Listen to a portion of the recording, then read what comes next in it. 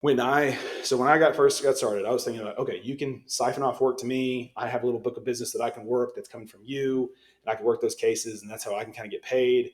It didn't work out, right? Like when you're a solo attorney, you go back to that kind of scarcity mentality.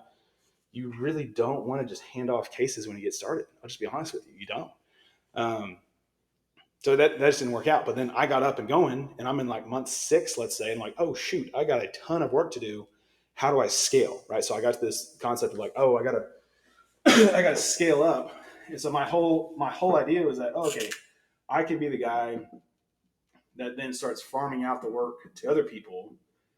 And so then what I can do is essentially take on more work because I have more people down here, right? And that's kind of like the whole like scale process.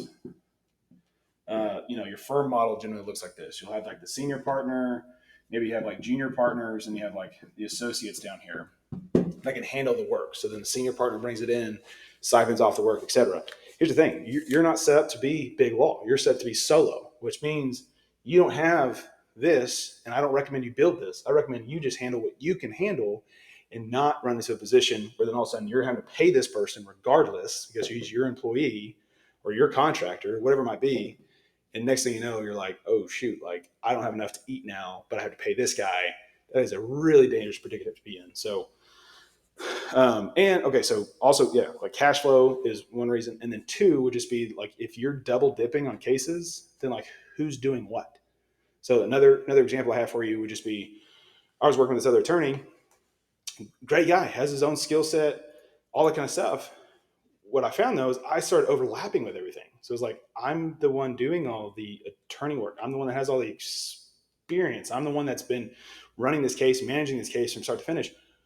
I don't know what you're doing as an attorney. If anything, you're just kind of like a referral source for me. Like you're kind of bringing in business as a rainmaker, but like you're not doing all the extra legwork required to run a case through. And so that just be another reason of like, don't recommend partnership. Maybe it could work out for you when you're getting solo. Like you kind of have to be in that mentality that like it is on your shoulders to grin and bear it.